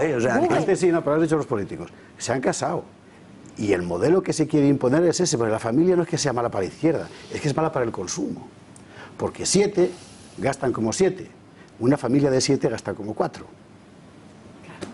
Don Antonio, ¿cuáles son las diferencias que usted vería en términos antropológicos entre la izquierda y la derecha? ¿O no existen? No, vamos a ver, yo es que creo que en el modelo actual operan, como acabamos de oír, fuerzas aparentemente contrapuestas, pero de forma conjuntada y además con un objetivo que puede ser completamente diferente. O sea, yo creo que puede ser común, porque la alienación personal es un fenómeno que conviene, es decir, a la izquierda por su capacidad y su necesidad de controlar cada paso que damos. Yo el otro día hice el ejercicio de respetar escrupulosamente el paso por uno de los túneles de Madrid a 30 por hora. 30 por hora en un túnel es una cosa que puedes ir andando al lado del coche y digo, es una cosa inhumana. Bueno, pues es la velocidad de Carvajal o de Modric. Necesitan controlar todos tus pasos, tu conducta, lo que piensas, lo que consumes, que no tires aquí, que pon allí, tal. Y luego, por el lado que podríamos llamar del mercado, es cierto que hay un interés, mejor dicho, hay un desinterés por las personas que tienen criterio o que pueden marcar la diferencia en base a un planteamiento vital. Y interesa mucho más que a la gente le vendas lo que te conviene en cada momento. Y eso es así. Entonces, realmente el momento actual es un momento muy complejo porque se unen esas dos fuerzas, pero también es cierto que está, a mi juicio, tocando a su fin. Me explico. En el mensaje de McLuhan, de la aldea global, que todo el mundo interpretó como una cosa incluso muy bonita, porque como coincidió con los primeros vuelos espaciales, la gente vio el planeta desde fuera por primera vez, esa bolita azul, y todo el mundo pensó que íbamos a vivir en torno a una aldea, todos juntos. No, McLuhan decía exactamente lo contrario. Decía que los medios de comunicación y sobre todo la televisión, que sirvió en su momento para extender el triunfo y la hegemonía americana en base al American Way of Life, etcétera, etcétera, como pocos otros instrumentos han podido ser de utilidad. Sin embargo, él alertaba diciendo que iba a causar problemas mucho mayores que el nacionalismo y violencia mucho mayor que la del nacionalismo. ¿Por qué? Porque el fenómeno de que te sumerjan en una realidad que te es ajena, que no tienes la menor capacidad de juzgar más que desde un punto de vista sentimental, etcétera, lo que va a traer aparejado es que la gente busque desesperadamente enraizarse en algo que le sea propio, concreto, conocido y que puedas sentir la seguridad de esa tribu. Entonces, evidentemente la neotribalización lo que va a traer es conflictos diversos tal y como estamos viendo, y además la izquierda se está especializando no en todas del feminismo como colectivo. Yo encuentro que hay cada vez más colectivos feministas enfrentados, sí. Porque lo que hay es una lógica de explotación binaria, de buscar quién es el explotador y quién es el explotado, constante en cada circunstancia. Y entonces eso propicia tal volumen de conflictos en la sociedad que eventualmente hará imposible la convivencia. Pues es una proyección del marxismo cultural. Claro. Bueno, y olvidan el concepto de igualdad y la izquierda pasa a fomentar los privilegios para ciertos colectivos. Sí, abandona el proletariado, claro, porque ya no tiene prole, no protege a las familias, abandona todos sus principios, absolutamente todos sus principios. Como decía Mocedades, se va el agua en una cesta o la nieve en una hoguera, ¿se acuerda, don José Javier? Y el tiempo se nos está yendo irremediablemente, lo lamento porque yo lo estoy pasando muy bien y estamos haciendo esto y explicando estas cosas. Lamento que no lo has dicho cantando. Intentando que ustedes también lo estén pasando bien. Tenemos varios vídeos preparados que ha preparado la producción de este programa, que es la base de lo que están ustedes viendo, que son bastante largos. Alguno de ellos no vamos a poder emitirlo porque se nos ha ido el tiempo, pero me gustaría que en esta idea que estamos tratando de plantearles de que no es irrelevante lo que hacen los políticos, las decisiones económicas que toman o las leyes que emanan desde los poderes legislativos, no son irrelevantes a la hora de construir un modelo de sociedad, porque estamos hablando de la generación, de la construcción de la opinión pública, que es al final la que hace que unos voten unas cosas o voten otras cosas. Bueno, en ese sentido hay una pieza que me parece muy interesante que hace referencia al asunto del feminismo del que ha hablado usted, doña Rocío, que me gustaría, que es una mujer explicando o dando argumentos desde el punto de vista científico sobre el tema feminista. Si nuestro realizador es tan amable de ponerlo, vamos para allá y seguimos charlando. Dura 2 minutos y pico. Women are far more interested in people, and men are far more interested in things. This difference is one of the largest of all psychological differences between the sexes, and also it's by far the largest when measured in career interests. And that difference in career interests, by the way, hasn't changed over the past century since records were first kept. Even though there have been massive social changes, that still stands out as the largest difference in career interests. So, look at females in the UK professions. From over 80% in the people-oriented down to 6% in things-oriented. Well, ghettoization, really? Or might it not be choice? By the way, even those 6% female engineers are overwhelmingly in bioengineering, that is, working with people or other living things. And even women in the top 1% of mathematical ability, 1%, that's very, very high, choose instead, unlike their male counterparts, they often choose careers working with people. Men are vastly more competitive than women. I'll tell you why very quickly. Quick evolutionary sketch. Give a man 50 wives and he'd have children galore, but a woman with 50 husbands, no advantage whatsoever. So, natural selection favoured men who competed strenuously for mates. And all men now are descendants of those victorious competitors. From this, much follows. Men are far more ambitious, status-seeking, hierarchical, single-minded, opportunistic, persevering, risk-taking. Their entire life strategy is a far higher risk, higher stakes game, and far more dedicated to winning. So, sex differences stem ultimately from different reproductive strategies, but they pervade our entire psychology. And their distribution differs, giving rise to differences between the two groups. So the life priorities of men and women are not identical. I'll repeat, not identical, because the orthodoxy conflates equality and sameness. Constantly, when people are concerned about equality, what they immediately jump into instead is sameness. But you can't expect sameness for males and females. Don Fernando, obvio. Es obvio, es una mala época aquella en la que hay que demostrar lo obvio, pero es verdad que viene perfectamente a cuento y además de forma magistral como lo ha contado esta mujer. Cualquier persona que tenga experiencia docente, cualquier persona incluso que vaya por la calle, ¿no?, puede comprobar cómo las mujeres se dedican más a unas cosas, los hombres a otras. Siempre la mujer está dedicada a cuestiones que tienen que ver con el trato con las personas, siempre. Lo cual, por cierto, aprovecho para decir que hace mucho más felices a las personas, no solo a las tratadas, sino a las que se dedican a ellos, porque las profesiones que siempre arrojan un grado más alto de satisfacción, curiosamente, son profesiones como sacerdote, profesor, médico, ese tipo de cosas, es decir, el tratar personas. Hay un vídeo muy bueno, este es excepcional, tengo que decirlo, no lo conocía, pero hay un vídeo muy bueno de un personaje, lo diré, contaré muy brevemente, noruego, que es un cómico. En Noruega dura unos 40 minutos, pero se pasan volando literalmente.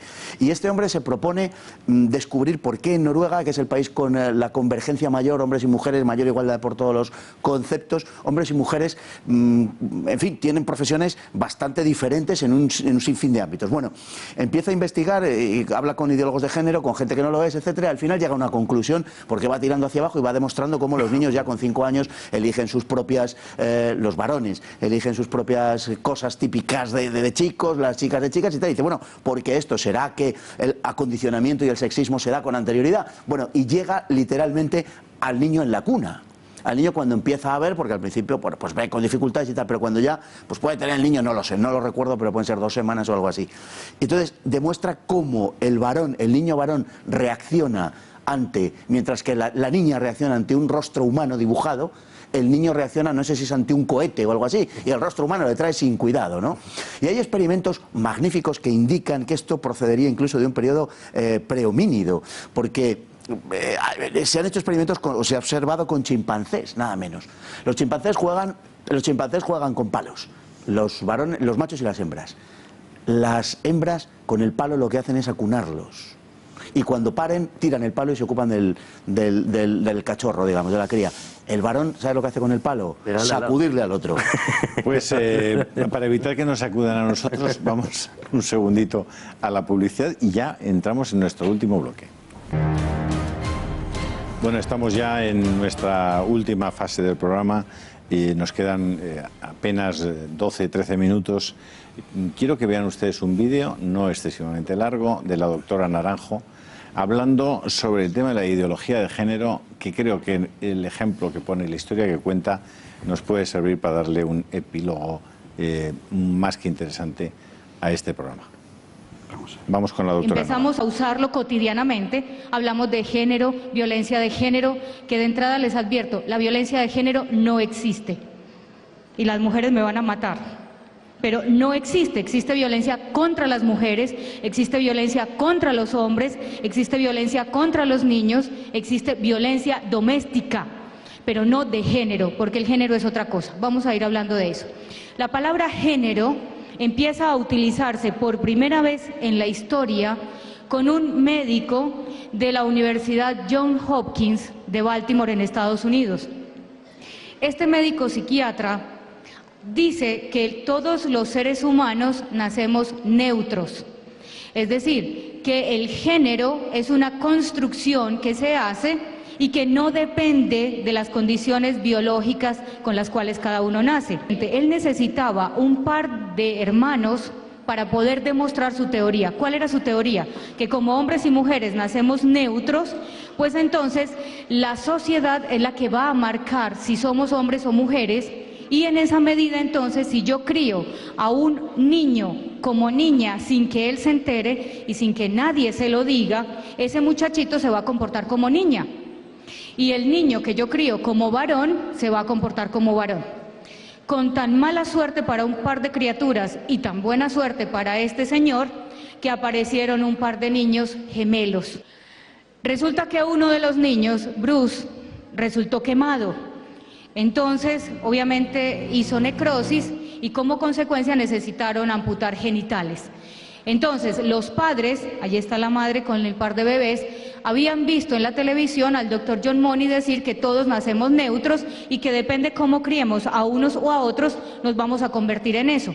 Entonces, fueron a visitarlos, ellos son de Canadá, fueron hasta Estados Unidos, hablaron con este médico y este señor lo que les dijo es: vamos a hacer una vagina rústica para Bruce, pues para que no tenga problemas en la eliminación, pero vamos a tratarlo como niña. La niña, que es un niño genéticamente, empieza a tratar de comportarse como niña sin lograrlo. Odia las Barbies, no le gusta que le pongan vestidos, no le gusta jugar con muñecas, es demasiado brusca realmente y además tiene unas depresiones fuertes porque ella quiere jugar con los juguetes de su hermano y quiere jugar y comportarse como su hermano. Nadie le ha dicho que ella es un niño. Llega a la edad de adolescencia, el médico permanentemente está monitoreando al par de hermanos para confirmar que efectivamente se comporten como varón y hembra. Con tan mala suerte para este médico que no lo logra. Su hermano, Brian, nunca se va a perdonar el que él haya sido un niño y su hermano haya tenido que sufrir lo que él hubiera podido sufrir. Como consecuencia de eso, su hermano se suicida y 2 años después lo hace Bruce, que para la época se había llamado David, porque él decía que era una lucha de David contra Goliat. Bueno, se le ponen a uno los... Bueno, lo que decía también Benedicto XVI, ¿no? Estamos en la época, en la era del pecado contra Dios creador, es decir, el hombre juega ya a ser Dios de una manera a cara descubierta y por lo tanto pues quiere que todas estas opciones sean posibles, se hagan criaturas ex novo, se busquen modelos y patrones absolutamente inéditos en el tema genético, biológico. Bueno, el hombre está lanzado, ha perdido todo temor de Dios, no tiene barreras, quizá la única, la económica, que es la única barrera que parece existir hoy en día para tanta gente, y el resto todos son obstáculos. Se siente muy desvalido a cualquier edad y precisado de ayuda, es decir, hay una infantilización de la sociedad creciente. Y yo lo que sí preguntaría, o me gustaría que se hiciera la gente la pregunta, es si esta sociedad, una vez liberada de las ataduras que durante tantos siglos aparentemente tuvo que sufrir y que permitieron pues las mayores gestas y glorias y maravillas de nuestra civilización, pues ya digo, esta sociedad moderna, una vez liberada de todo eso, sinceramente se siente libre, se siente feliz, se siente colmada, se siente plena, o se siente más esclavizada que nunca, más necesitada que nunca. Es decir, eso para mí sería el ejercicio, porque se ha hecho un esfuerzo bastante potente para conseguir liberarse de la sociedad, de ese modelo de sociedad que ahora se nos antoja, o tanto se les antoja como antiguo, como caduco. Esa imagen de Saint-Exupéry en Citadel, ¿no? José Javier, del hombre que trata de sentirse cada vez más libre, derriba a esa ciudad todas las murallas y al final se da cuenta que no tiene con qué protegerse de los enemigos, se ha quedado en la práctica. Eso es una percepción posible. Desvalido, ¿no? Y contestando a tu pregunta, sí, se siente más calentito. Y es el retrato del último hombre en el Zaratustra de Nietzsche, y es muy interesante porque es a donde hemos llegado. Y me parece que como reflexión final, por mi parte, para este programa, ha venido muy bien esta intervención de Gloria Naranjo, por lo siguiente. Hemos empezado preguntándonos si izquierda y derecha representan hoy dos modelos de sociedad, que es evidente que no, porque eso ya se acabó. En la práctica solo discuten sobre cosas del pasado, la memoria histórica, en todo lo demás, ¿verdad? Parece que están de acuerdo absolutamente. Y efectivamente, ni siquiera. Hay un grado de convergencia creciente, cada vez más acusado, en el poder, sea estatal, sea mercantil, sobre un modelo concreto de individuo más que de sociedad, o si se prefiere, de la sociedad como una suma completamente indiferenciada de individuos anónimos. Tiene mucho que ver con lo que antes mencionaba Fernando Paz al principio del programa, que yo estiraría un poquito, porque tú citabas la Ilustración y efectivamente todo el proceso de la modernidad que hoy explota es una cadena sucesiva de afirmaciones de la individualidad frente a algo. Lo decía Hegel, el individuo frente a Dios, la reforma protestante, el individuo frente al conocimiento, la Ilustración, el individuo frente al orden político, la revolución. Bueno, insurrecciones que podían tener cierto sentido, porque la opresión... Ahora bien, hoy hemos llegado a la afirmación absolutamente irracional del individuo contra sí mismo, que es, por ejemplo, la ideología de género. Cuando niegas tu propia identidad, tu propio ser, entonces se acabó, ya no puedes ir más allá. Y hoy estamos precisamente en esa situación, hemos llegado a un punto terminal completamente. Puesto que no puedes aspirar a nada más, solo quieres el calorcito. El calorcito es el final. Es una civilización que no tiene nada más que construir. Cuando Fukuyama escribe el fin de la historia, es el fin de la historia y el último hombre, y los junta, porque van juntos. Hoy estamos ahí. Y eso es el horizonte narcótico que propone el poder. José Javier. El político que el económico. La alternativa, fuera de ese muro. Nos quedan 4 minutos, utilizadlos como bien nos venga a hacerlo. Yo creo que hemos sacado la conclusión de que izquierda y derechita, podemos llamar de la derechita que está en el Parlamento español por lo menos, no proponen dos modelos de sociedad, sino uno solo. Uno solo que tiene entre sus dogmas más avanzados, el que acabamos de ver, por ejemplo, un dogma cuya primera puesta en práctica acabó en tragedia, ¿no?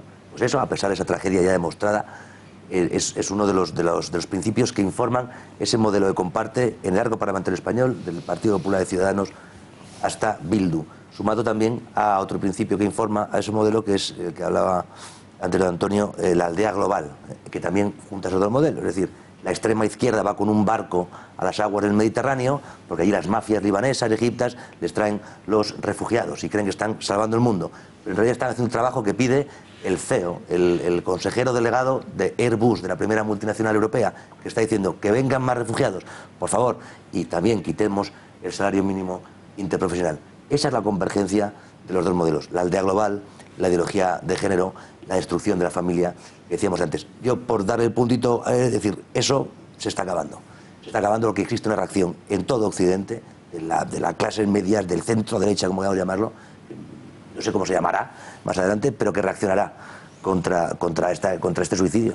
Rocío, un epílogo. Bueno, tengo que comunicarles que nuestra vicepresidenta, Soraya Sáenz de Santamaría, antes de ayer ha descubierto la aldea global. O sea, está empezando a vendernos la idea de la aldea global. El medio es el mensaje. Como Mariano se lo dijo María hace un año, si no, no hay fronteras, oye. No creo en las fronteras, decía registrar la propiedad. Que hay que construir un discurso de valores que haga frente a toda esa ideología que nos quieren imponer, enemiga de la libertad y enemiga del individuo y de su progreso y de la familia y de todo lo que creemos, ¿no? Y yo creo que en Europa ahora es el momento. Don Fernando. Bueno, queda muy poquito tiempo, lo sé. Sencillamente reflexionar acerca del hecho de que apuntaba Antonio, de ese bienestar en el que parece encontrarse la gente, más que nada porque ignora la historia, y como decía Cicerón, aquel que ignora su historia está condenado a ser un niño. Hay un siglo, que es el siglo XX, que es el siglo sin espíritu, que es el siglo sin Dios, diríamos mejor. El siglo que supera el oscurantismo anterior.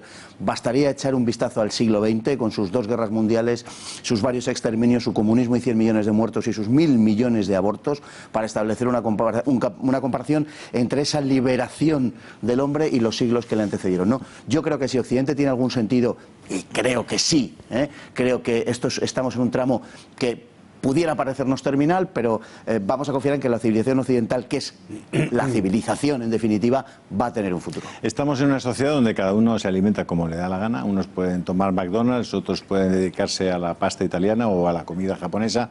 En el mundo del alimento intelectual, pues uno puede estar viendo cualquier programa de televisión, una serie en Netflix, irse al cine o simplemente mantener una charla con un buen amigo. Otra opción es ver Intereconomía, ver programas como este, donde personas que se han dedicado un poco, bueno, pues a enterarse, a informarse, a estudiar, a documentarse de las cosas, pues les explican temas desde puntos de vista que probablemente ustedes no puedan encontrar en otros sitios. Tratamos de poner una luz encima de la mesa para alumbrar los temas que son al final los más importantes de nuestras vidas, y cuando te vas haciendo mayor te das cuenta que de verdad son lo más importante. Como decía Chesterton, de joven creía en Dios, ahora que soy mayor solo creo en Dios, y al final te das cuenta qué cosas valen la pena y cuáles no. Quiero despedirles, quiero agradecerles que hayan estado aquí, quiero agradecerles a ustedes que nos hayan aguantado, pero si además lo han pasado bien, les hemos dado argumentos para la reflexión y la crítica, estaremos especialmente contentos. Don Fernando Paz, muchas gracias. Un verdadero placer. Don José Javier Esparza, muchísimas gracias. Muchas gracias. Don Kiko Méndez Monasterio. Gracias a ti, Julio. Un placer tenerle. Igualmente. Don Antonio Camuñas. Muchas gracias por la invitación. Y doña Rocío Monasterio. Muchas gracias. Y a todos ustedes que sean muy felices hasta el próximo programa, si Dios quiere, o hasta ellos si pudieran, que probablemente lo tendremos el domingo a las 10 de la noche. Muchísimas gracias.